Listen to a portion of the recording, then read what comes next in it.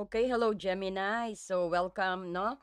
Welcome din ang mga cross-watchers. So ngayong Nobyembre, ang focus ng universe sa'yo yung pag-harmonize ng dalawang panig. Ito yung isip at ang iyong puso at ang iyong mga desire at ang siyempre ang reality, no?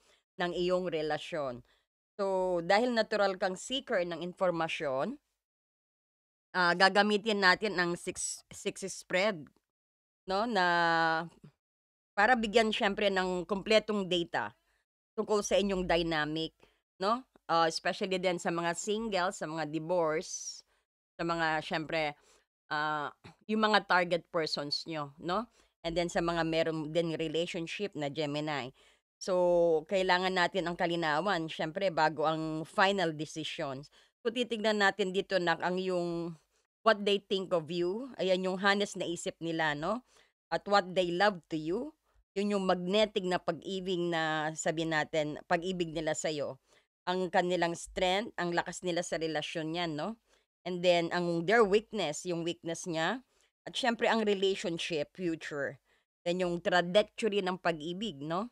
And then, advice and actions, tingin tayo. No? So, before that na, magki-cleanse muna tayo. So, thank you for the thank you, guys.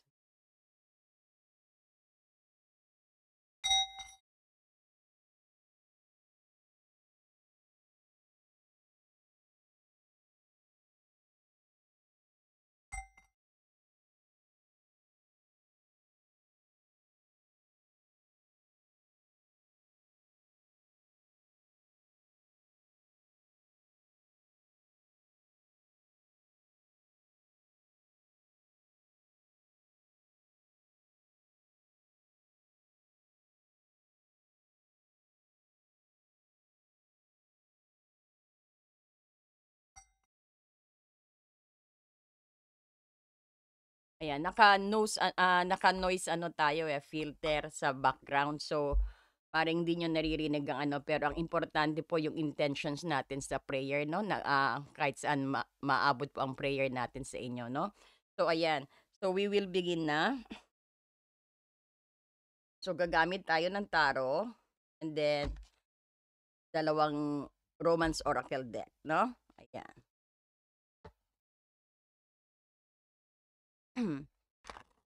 Siyempre po nagpapasalamat ako sa mga subscriber natin sa patuloy na nanonood sa atin.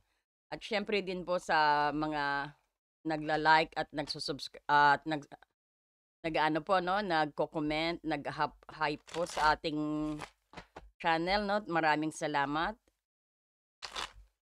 At siyempre din po sa mga nagshi-share, malaking bagay po iyon 'no. Maraming maraming salamat. Especially din yung mga nagko-comment, ayan. Sa inyo pong lahat, maraming maraming salamat.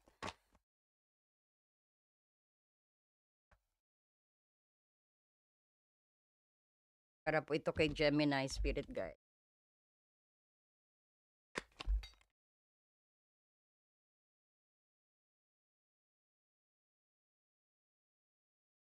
Very active ang card mo 'no. Ah, para po ito kay Gemini Spirit.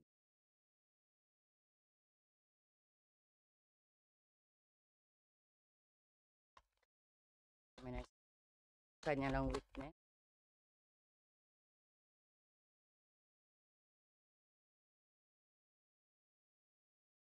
Gemini.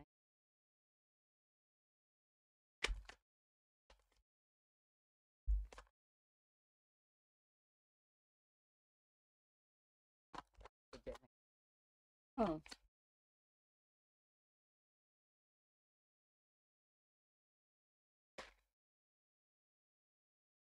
Ayan, dalawa lumabas sa'yo 'no, the Queen and Star.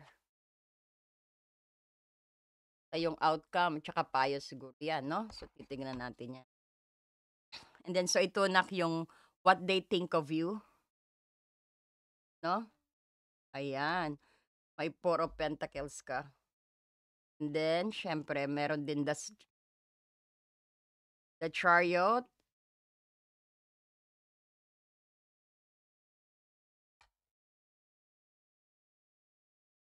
Four of Swords in reverse. Maganda yan 'pag naka-reverse. Weakness, Seven of Swords, Eight of Swords in reverse. Ang future, you have the Eight of Cups in reverse. Ang payo ito po, no? The Star and the Queen of Wands. So, we'll also get na syempre ang iyong oracle. Romance Angel, hingi tayo ng guidance kay Romance Angel para lalo nating makuha ang kanilang plano at i-connect natin sila, no? We will connect them all. Ayan, para bakit yan, ito yung binigay nilang guidance, no? Sa sitwasyon mo. Para po kay Gemini.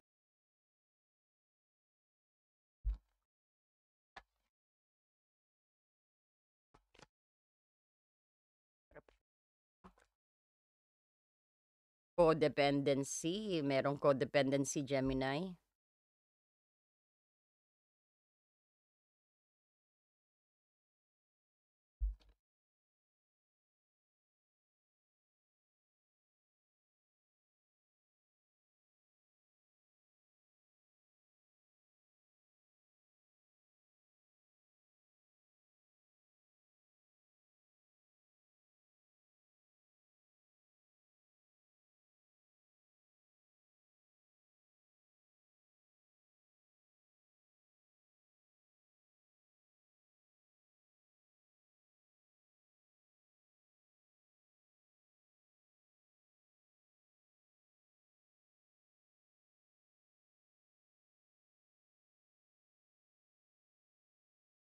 Cut down daw, may separation. Dahil because siguro sa codependency. Mukhang, pero ito yung tungkol naman sa partner nyo to, no? So, titignan natin mamaya. Someone is really wearing mask. Nako, merong ano rito, merong merong ano dito, no? Hiding their true feelings. May nagpe-pretend.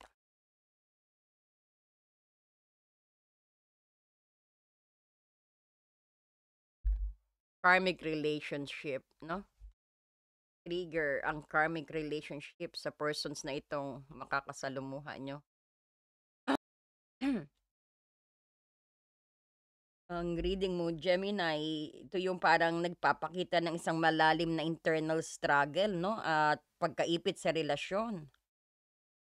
No? Parang kailangan mong gumalaw dito, nak, no? So, ano yung what they think of you? Ito yung Four of Pentacles dito, nak. No? Sa tingin nila siguro sobra kang protective sa sarili mo, sa oras mo, o sa mga resources mo rito. Nakikita ka nila na mahigpit humawak at nahihirapan mag-let go o magtiwala ng buo. Siguro, maari rin nilang isipin na emotionally close off ka. No? Parang tingin nila na ayaw mong mag-try new things, no? Masyado kang komportable kung anong meron ka. Ayan ang tingin nila sa'yo. Kumbaga, parang hindi ka open na sa mga bagong opportunities, no? Pag ang Four of Pentacles ang ano. And tingin din niya na parang sabihin natin na hindi ka open din na makinig or mag-offer ng parang sabihin natin tulong o makinig ka sa mga idea o parang medyo nakikita nila you are close and very comfortable ka, so what you have right now, yan ang tingin nila sa'yo. No, ito rin yung sabihin natin yung sitwasyon na ikaw yung labis na nag-aalala rin sa security mo kaya ka nagiging possessive din, no? O sabihin natin ayaw mo rin magbigay ng full commitment. Kumbaga, parang nakita nila basta as long na nakikita nila na kasi sometimes baka nakikita ka nila na very comfortable ka diyan, no, kaya hindi ka na ano kumbaga ayaw mo nang mag-search pa o ayaw mo na mag-try new things parang gano'n, no? Halimbawa 'yan sa pagkain 'pag gustong-gusto mo na 'yun, eh, no? Gustong-gusto mo na 'yang pagkain na 'yan, ayaw mo ng tumikam ng iba parang gano'n. Pero makikita mo rin dito ang pagiging loyalty. 'No, kumbaga komportable ka, iniisip din nila na komportable ka sa kanila, 'no, alam din nila na parang sila na, Parang tingin nila is parang sigurado sila na na ano, na yung na sila na, 'no? Yan din ang tingin nila sa'yo. So, this is also card of loyalty 'pag ano, 'no, parang yan ang tingin nila sa'yo, ha. Okay, parang tingin nila, "Uy, mahal na ako nito, hindi na ako pag-aano." Kasi Four of Pentacles, eh, parang ito siya halimbawa kinakapit mo siya, 'no, talagang pinoprotektahan mo. Pero nakikita nila you are very protective, 'no, ayan. So, tignan naman natin dito yung what they love to you, 'no? Kumbaga andito ang Chariot in reverse, 'no? O maybe some of you is dealing with ano also, 'no, with Chariot, Gemini, with Cancer. So, anyway, ito yung sabihin natin ito yung isang conflicts na pag-ibig. Ang gusto nila sa'yo yung potential mo na maging driven ka at very successful. Pero para sa kasalukuyang nakikita nila nahihirapan ka makontrol ang directions mo, 'no? So, gusto ka nilang suportahan pero nalilito sila sa kawalan mo ng focus sa internal conflict, 'no? So, parang sitwasyon na halimbawa, ina-admire ka nila kapag specially control ka nila, parang gano'n, 'no? Ah, ina-admire ka nila kapag in control ka pero nagiging frustrated sila kapag ramdam nilang hindi ka makapagdesisyon o nawawala ka sa path, 'no? Parang sabihin natin na medyo medyo nag-e-enjoy din sila na kasi medyo yun nga, you're very comfortable diyan at medyo nag-e-enjoy sila kasi parang very slow ang pace, parang that is what they have kasi they don't need to make an actions, nakukuha mo? Okey sa kanila yang medyo mabagal, medyo walang direksyon kasi parang nakikita natin parang sila yung gusto nilang imanoobrahin ka, 'no? Kasi itong ang intention kung anong gusto nila sa'yo, eh, 'no? So, maaari din ganyan, 'no? Ayan.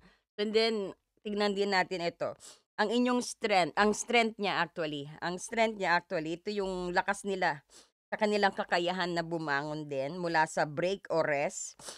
'Baga hindi sila matatakot sa conflict or pause, 'no? Kaya, sabihin din natin, kaya nilang mag-move on o mag-restart all over again kung kailangan, 'no? Ganyan si persons mo na kumbaga pagkapagod, pagkagaling sa heartbreak, sila yung tipo ng tao na hindi magluluksa ng matagal sa'yo. Halimbawa, nagka-break kayo, hindi naman siya mag-aano, hindi siya yung tipong iiyak-iyak. Mga ilang beses lang siya mag-rest, eh, babangon agad 'to, 'no? Baka maghahanap right away 'to. Parang gano'n ang style niya, 'no? O hindi, sige, isa pang example, halimbawa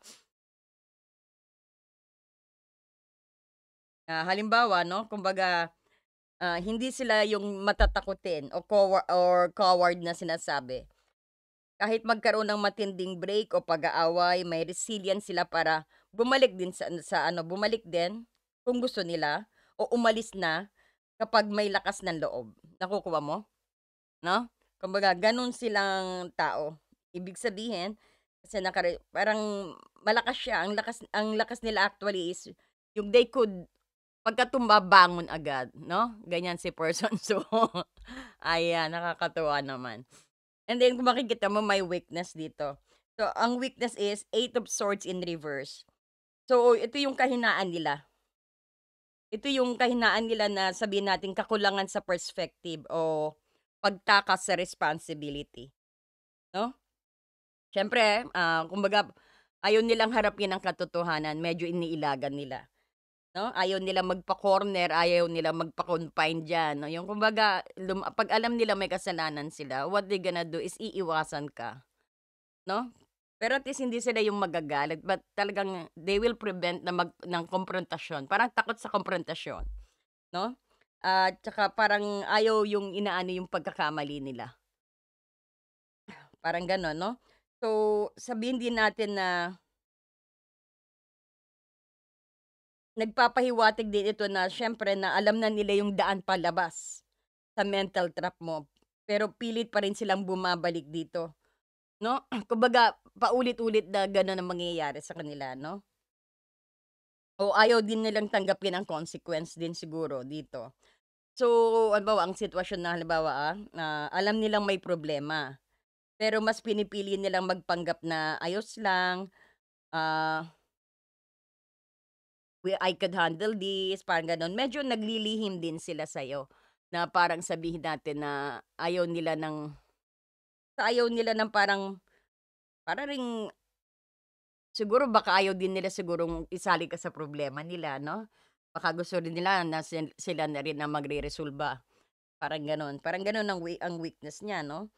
'Pag, hindi ka isasali sa mga problema na tingin niyang hindi ka kasali, 'pag may problema siya hindi ka niya idadamay, 'no? Parang, siyempre ang partner 'di ba dapat nagtutulungan, 'di ba? Parang siya susolohin niyang problema, which is 'yan ang maganda rin sa kanya. Pero weakness niya 'yan, 'no? Pero sa atin maganda 'yun, ano, 'no, Gemini? Kumbaga, sige soluinin mo problema mo, kumbaga, parang gano'n. Alam nilang may problema pero pinipilit nila na magpanggap, then na sabihin na maayos ang lahat, 'no? Kumbaga ang lahat-lahat sa kanila yung kumbaga, sila yung gagawa ng ano, sila yung haharap sa problema, parang gano'n, 'no? Which is good thing sa iba, pero sa kanya 'yan ang weakness niya, 'no? Kumbaga so ang nangyayari bakit weakness niya 'yun, medyo nakakaawa din kasi siyempre buhat-buhat niya rin yung mga problema, 'no? Siya hinaharap niya lahat, which is good thing din, 'no? Kumbaga yun nga lang, maski problema ng iba hinaharap niya, 'no? Pagka pride, ayan nagtatago, parang gano'n. Maski hindi niya na kaya, tutulong pa rin sa iba, parang gano'n, 'no? Siguro mabait din, 'no? So matotal natin na mabait din naman siya. Kumbaga hindi niya sasabihin sa'yo ayun nga, ito ba siguro hina-hide niya true feeling niya rin. Kasi may mask dito kung titignan mo 'no, kung iko-connect mo silang dalawa, there's a mask. Hiding his true feeling, tama ang weakness niya talaga. So, medyo sasabihin din natin ito rin maaari din na siyempre ano, nagpe-pretend, 'no? So, kung makikita mo rito meron ka na 5 sa relationship ninyo, ang future ninyo, meron tayo ditong, ah, 8 of cups in reverse, 'no? Ito yung future ninyo, yung parang papunta sa pagtangging umalis or sabihin natin may ayaw kang iwan or may pinanghahawakan ka pa. So, kahit alam mong hindi na fulfilling ang relationship is inaano mo pa rin na kahit hindi na fulfilling parang pilit mo pa rin nag-i-stay ka pa rin diyan, 'no? Kumbaga sabihin natin na maari ding may fear of the unknown ka rin dito, 'no? O ayaw mong aminin ang failure din.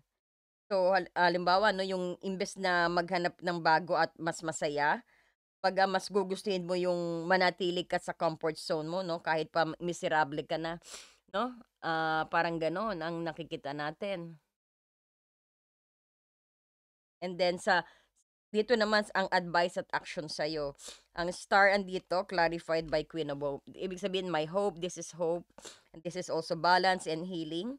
Nakita natin. So, ang payo yung parang mag-focus ka sa healing at hope at inspirations because of the star dito, nak, no? Kumbaga, bitawan mo yung anxiety at siyempre magtiwala sa future. Ngunit kailangan mo ring magkilos, at maging confident ka na kagaya ng Queen of Wands dito. Some of you also might be dealing with fire sign, 'no? Kumbaga, halimbawa 'no, ang maari mong gawing action is yung mag-focus ka sa iyong sariling passions 'no, at maging independent, magnetic at gamitin ang willpower mo para gumawa ka ng positive na pagbabago. At para maka-inspire ka rin 'no, huwag kang magpapahila ng pababa 'no, dito sa persons mo. Okay. So kung makikita mo dito si Romance Angel, 'no, i-connect natin, ibig sabihin ang kailangan mo ngayon ay buksan ang channel ng communications.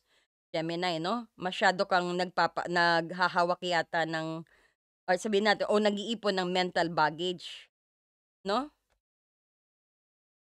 So, mag-usap ng tapat para makalaya kayong dalawa sa pagiging stuck ng energy. Actually, nakukuha mo yung energy ng persons mo, eh, 'no? Parang gano'n. So, ang codependency kasi ito yung ugat ng problema. Ito yung codependency maaring yung mga everything that is too much. Especially sa mga puwede rin yung substance, alak, sugal, mga bisyong hindi healthy, yung mga hindi rin magtulog-tulog, mga hindi rin makakatulog, over much thinking, sabihin natin. Parang 'yan yung nakakaapekto sa romantic life mo. Ito yung ugat ng problema sa ayaw mong pag-alis, sa pagtanggi mong umalis dito, 'no, sa future ninyo. Ayaw umalis sa mga toxic na energy. Parang pinipigilan mo maski tingin mong mali na, you're still remaining there, parang gano'n, 'no? So, 'pag, ito yung pagtanggi mo na ano 'no, umalis nga sa clenching mo at siyempre yung konektado sa codependent tendencies din 'no? So, kailangan mong mahiwalay ang sense of self mo sa status ng relations 'no, ng relasyon, okay? So, kung makikita mo andito ang Mystic card. Ito po, naku pasensya na po 'no. So, andito ang Mystic card natin. So, ang dynamic na ito actually ay may malalim na ano, kasi this is a karmic relationship. May malalim na lessons na kailangan mong matutunan dito. So, lalo na, tungkol sa codependency nga dito anak 'no, at sa pagpapalaya mo sa sarili mo 'no.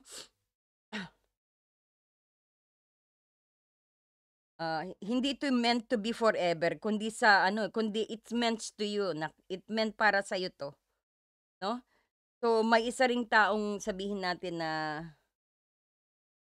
nagtatago or nagtatago ng tunay niyang nararamdaman o hindi siya nagpapakita ng full self sa'yo. So, maaring ito yung persons mo o ikaw o ang sabihin natin ito yung medyo lack of honesty. Ito rin yung dahilan ng pagiging stuck ng energy ninyo, 'no? So, kung makikita mo rito meron din cut down, 'no? So, itong cut down 'to na kumbaga ito yung direktang actions na kailangan mong gawin. 'No, kumbaga ihiwalay ang baggage, putulin ang mga toxic ties, yung mga codependency, o tanggalin ang takot na pumipigil sa'yo. So, kailangan mo maging radical at honest dito, 'no? Tsaka para matapos ang cycle ninyo, 'no? So, kung makikita mo rin dito, ang pinakasumatotal mo rito actually 'no, ito yung isang malakas na wake up call tungkol sa karmic na pagkaipit, 'no? Ang problema rito actually yung ikaw yung nagpipigil at ayaw mong umalis kahit alam mong hindi ka na happy. Or let's say na nagpapakita ito rin ng codependency at takot sa pagbabago. So nakikita ko rin dito ang partner mo ay may strength na bumangon ngunit nagbabalat kayo siya because someone is wearing mask dito na nakikita natin. At saka itong energy na 'to 'no, itong Eight of Swords in reverse din. Kumbaga hindi siya transparent 'no, parang gano'n, hindi siya transparent. Kung makita mo ang pagbabago dito ang pinakasusi mo para sa pagbabago andito ang Queen of Cups at saka yung cut down 'no, ayan, it's either hiwalayan mo na, hindi, kayo pa rin magde-decide 'no, o sabihin natin puwede nating ano, stop the pattern ng codependency 'no, kumbaga ito yung pinaka-actions na ano, eh, mareresolba mo, eh, 'no? Cut down 'no, at maging confidence kagaya ni Queen of Wands dahil para ma-heal ang lahat na 'to, para ma-heal ang pagiging ano 'no, yung yung sabihin natin itong para ma-heal ito kasi yung persons mo nga mukhang may tinatago 'no, or nagpe-pretend lang din 'no? And then sabihin natin baka rin ginagamit ka. Hindi ko po sinasabi lahat, sa may mga iba lang intensyon, sa may mga iba lang 'no, hindi ko po sinasabi na yung persons niyo is niloloko kayo or what. Sa iba 'no, it might be na parang nararamdaman niyo naman. Sometimes is talagang pinipigilan niyo lang sarili niyo pero gustong-gusto niyo na rin talagang hiwalayan. Ayan, alak, sugal, sigarilyo, barkada 'no, kumbaga panay inom, gugulpihin ka pa 'no. Pero alam mong ano na, ito ayaw mo pa rin umalis. Ito yung about na dapat remember ang self-love 'no, parang i-ano, be confident ka. Especially sa mga mag-shota at mag-girlfriend pa lang, anuhan niyo aanuhin niyo yung ano, yung persons ninyo 'no. Someone is wearing mask, hina-hide ang true feeling. So itong talagang ano 'no, cutting out, ayan daw ang pinakamagandang aksyon. Or puwede rin naman natin, sabihin din natin, stop kung mahal mo talaga, baguhin niyo, stop the pattern. Kung sino man yang nagco-codependency na 'yan, sino man 'tong mas na 'yan. Kung mahal niyo isa't isa, alam niyo maganda yung heart to heart conversation, 'no? Alangan naman manahimik ka na lang lagi, 'di ba? Para matapos lang, sige hayaan mo na siyang gano'n, hindi puwede 'yun. Kailangan masaya kayo, 'no? Hindi lang sila masaya. Hindi lang siya masaya, dapat parehas kayong masaya. Ayan. So, kung makikita mo ito nga yung sige balik na tayo dito sa ano, so kailangan mong kunin nga ang kontrol ng buhay mo. Basta kunin mo yung kontrol ng buhay mo at mag-set ka ng boundaries, 'no? At, siyempre matapang na tanggalin ang mga attachment na nagdudulot ng pain. Hindi ko it could either ng persons mo, ikaw, 'no? So, ang huling maipapayo ko nak is yung i-connect mo para maging tapat, 'no? Kasi kung hindi kayo magiging tapat, ang karmic cycle na ito ay ulit lang, ulit ng ulit lang. 'Pag ang hope ng star ito, kasi ito nga rin ang advice naman para ma-heal at magpakita rin ng confidence na kagaya ng Queen of Wands. Huwag kang oo lang ng oo, 'no? Dapat siya rin is mag-oo din ng oo, kumbaga gano'n, 'no? Energy balance dapat, 'no? So, 'yan so far ang nakikita natin, tatanggalin lang, it's either kung ayaw mo naman ng hiwalayan, ah, kailangan niyo ng heart to heart conversations na kung sino yung talagang may kasalanan. So ang kailangan niyang siyempre kailangan niyang mag-open up sa'yo 'no? So marami akong naririnig na comments, mga asawa 'yan, pero andiya-diyan pa rin kayo na baka para sa inyo 'to, 'no? Cut that out. Ano sila, bale? Maging confidence ka sabi nga dito.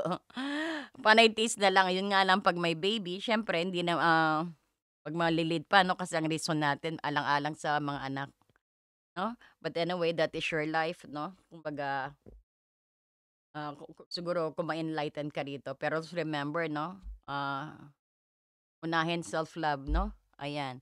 Maraming salamat, pahingi naman po ng hype diyan at like and mag-subscribe na po kayo sa ating channel at marami pong salamat sa inyong pagse-share and sa susunod po ulit nating pagbasa 'no. Thank you so much and God bless you, Gemini. Bye bye po.